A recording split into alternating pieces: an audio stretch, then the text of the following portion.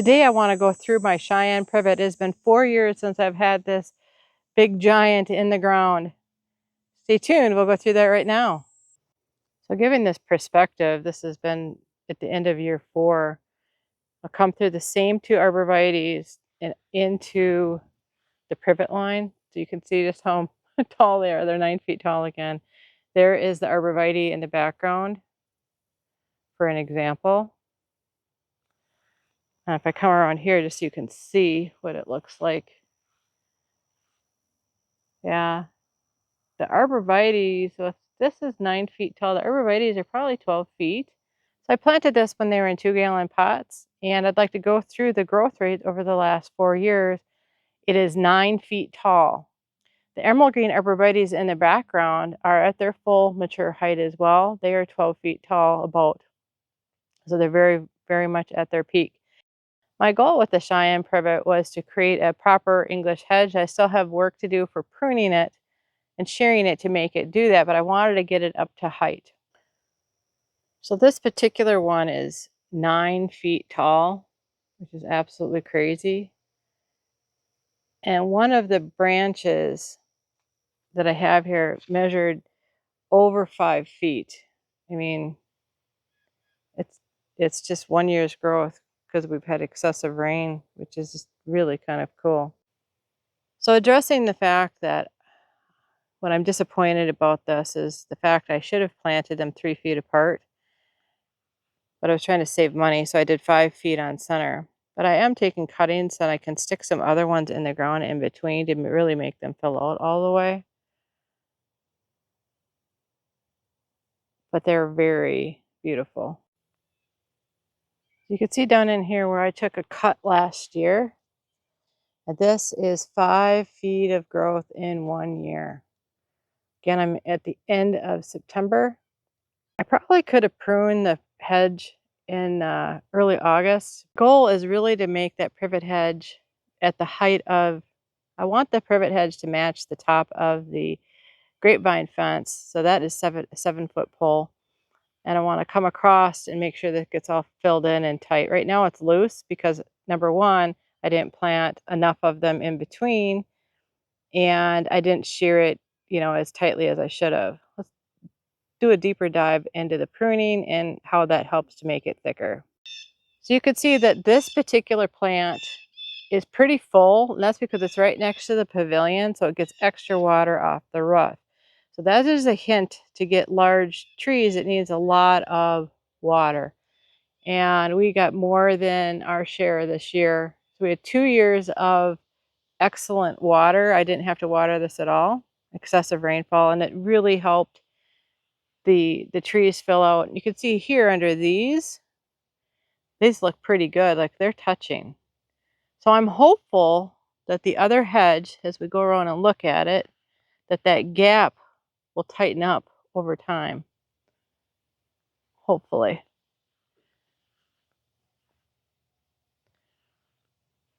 When you look down it and you walk down it, it looks pretty good.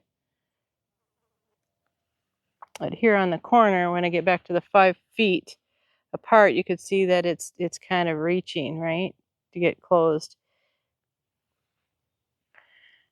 Maybe I was going to put more in between, but maybe I won't. I haven't decided what I should do with that.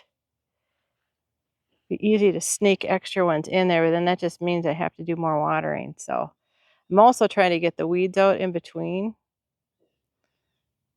which is a project I'll probably save for later in the fall. My summer projects, I'm still propagating. I got lots of things going on there. Take a look at this hedge and see what the difference is between where the pruning cuts were made and how it filled out over time. Nice thing about these type of trees, and it could be like this for a lilac as well, and lots of other ones, when you zoom in here and you see these little bumps, but it'll let me zoom in. When you zoom in here and you see these little bumps, those are actually nodes. So if you take cuttings, that's where it's going to root from, and that's also where it will branch out if you take a pruning cut. This is where I took the pruning cut last year. And I'll back up so you can see in reference how much growth we had, which is almost 5 feet of growth. And let's go back from here to the year prior where I took a pruning cut, which was much deeper in the canopy, which is probably close to here, where you can see that it branched out. Because I'm not religiously shearing these, there's a little bit of space in between the branches, which is okay for my purpose. I wanted it, for my purpose, that's okay. I wanted to get a taller hedge right away, just to give me some structure in the garden. Let's try to see where else I made cuts. Here's a great example, if I can get out of the sun to show it. So this one here, so there is the pruning cut from 2 years ago. And then here was a pruning cut last year, and here's current one. So you can see that it's almost, if I can zoom out of here so you can see this. This one, here was a pruning cut, is down this section here from 2 years ago. And you go up here to where I made the pruning cut last year, and then that's the growth. So going back down in, so that's about 2 to 3 feet off the ground. There's another 3 feet, and there's 5 feet because I haven't pruned it this year. That's amazing. We're looking for a great fast growing hedge that's hardy to zone 4 through 8. This is a Cheyenne Privet, not to be confused with other types of privet, which are Chinese privet, which are invasive to the United States. This one is called Cheyenne because that's where it was discovered, is in Cheyenne, Wyoming. So this is a nice option. The thing that you can see that this one's starting to look a little bit sparse. That's because I am in mid-September and things are starting to die off for the year. So probably would have been better filming this in July and August, but I just didn't get to it. Take a step back and I zoom in. You can really see how full that bottom section is and see how wispy and loose it is at the top. So where you see the upper part, let's see if I get my finger in there. Where you see this upper part, so that's where the last pruning cut would have been. And so that's this year's growth. So as you continue to prune, those areas will fill out. So you can see the bottom of these look really nice and full. This side doesn't look as full for whatever reason. The one thing that I have is with the arborvitaes being on the outside is it provides morning shade.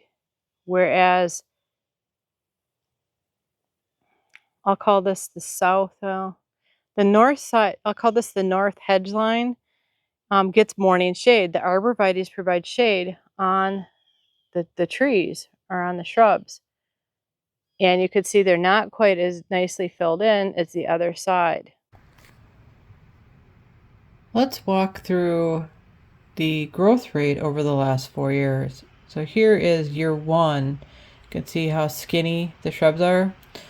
And then going into year 2, you can see how they're starting to get a little bit more filled out because I did a pruning at the end of that first year.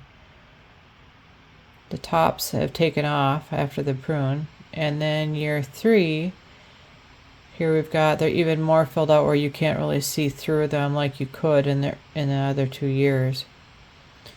And here, year 4, it's got amazing growth. Usually when shrubs are in the ground for 3 years is when they really take off.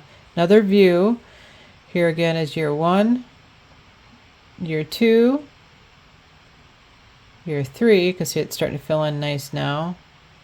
And then when we get to year 4, as we walk down through this section, you can see how it's really nicely filled out.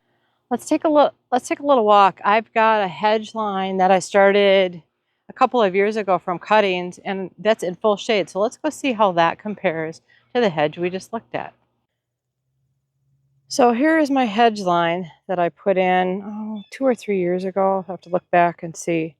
It's got maybe 10 little hedges in here that I grew from cuttings. Now you can see that this area here, it seems to be very short or non-existent. This is where the deer walk through when they come into my property.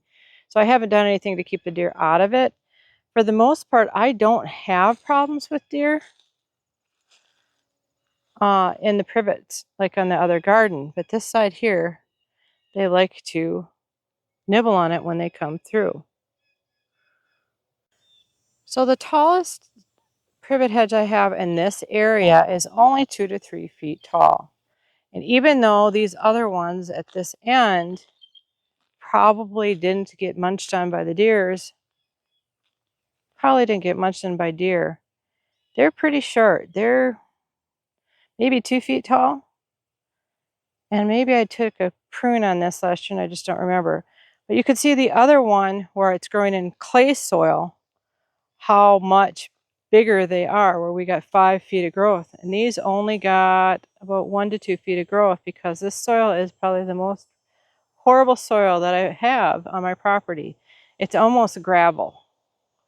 So you can grow privet almost anywhere. So what the privet is going to need to grow as fast as the ones in my pavilion area is good soil, ample water, and sunlight. And here I am almost in full shade. So that's not helping these grow.